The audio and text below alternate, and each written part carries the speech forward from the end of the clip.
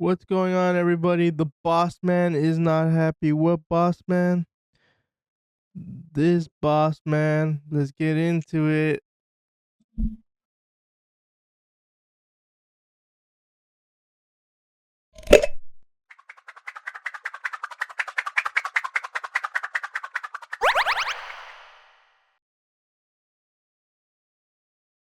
What's going on, everybody? Make sure you like, subscribe, do all the YouTube things. I would really appreciate it. I hope everybody is well.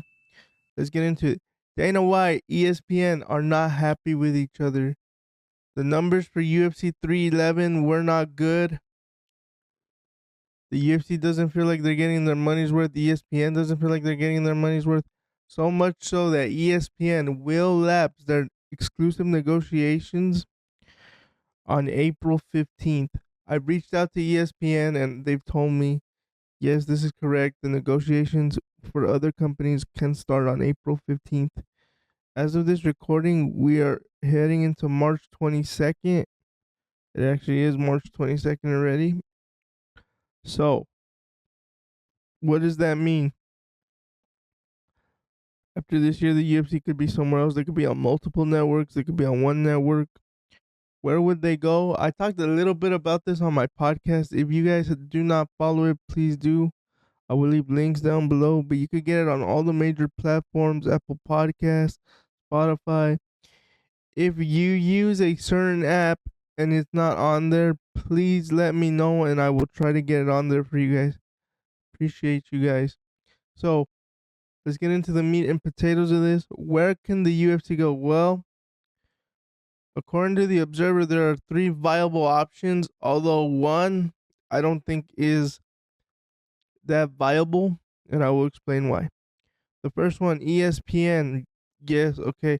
I did start this off by saying they're not happy with each other, but there are ways that they stay with ESPN.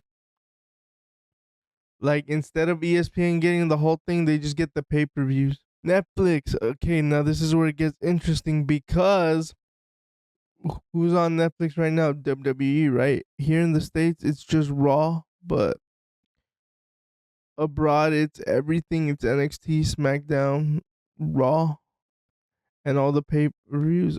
Although WWE right now, their Peacock deal ends in 2026. So it would be interesting to see if they stay with Peacock, if NBC Universal wants to renew that deal, or because I honestly believe everything will eventually end up on Netflix. And I honestly believe this is the logical step for the UFC to take. Go to Netflix.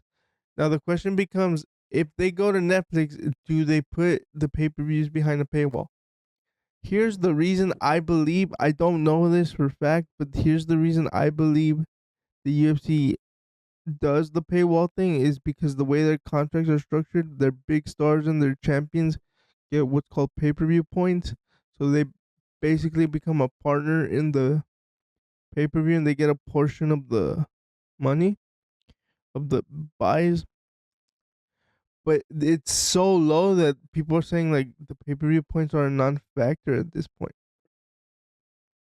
So Netflix, I believe, is the front runner. I honestly don't see a way the ESPN deal could be salvaged unless it's what I just said, that they only get the pay-per-views and they figure out a way to have it better viewed through the app instead of streams.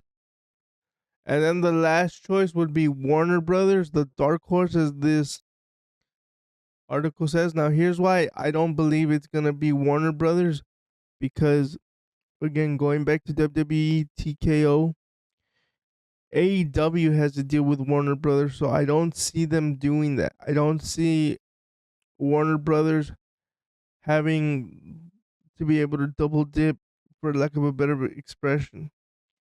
I don't see that happening. So, honestly, like out of these three that the Observer picked, I believe Netflix will be the emerging winner. Now the question becomes, do they go Netflix pay-per-views, no paywall or paywall because we don't know, right? Then do they go, I'm just saying, ESPN Fight Nights or Amazon Fight Nights? Because That would be smart. Or or would Netflix get everything? Now, if Netflix gets everything, they should even give them UFC Fight Pass, in my opinion. They give them Fight Pass, they get access to the Jiu-Jitsu Invitational, to Eddie Bravo, to all the local beat organizations on Fight Pass, like Cage Warriors, Titan Fights, all that stuff. You give them everything. Like, that's the logical thing to do, because if the point is eyeballs, nobody's gonna get you more eyeballs than Netflix. Like, nobody. I don't care who they are. They're not.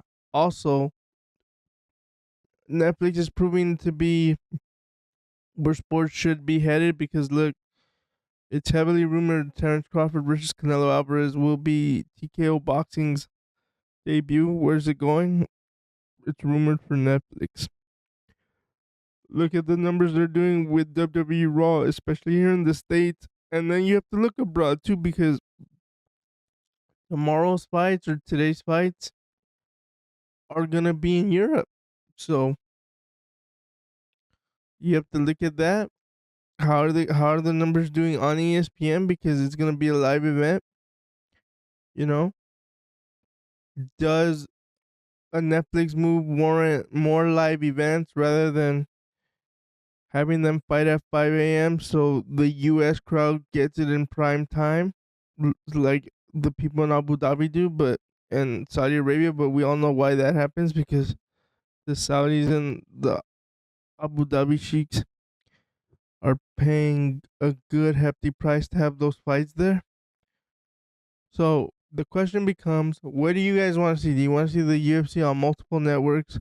I know for the most part everybody wants no more paywalls, because it's getting ridiculous having to pay for a subscription, and on top of that you pay for a pay-per-view. But let me know what you guys think. What do you guys think about this negotiation period? Make sure you like, subscribe, and follow me on all social media. I'll be very active there in the future. Have a great day, guys. Later. Peace.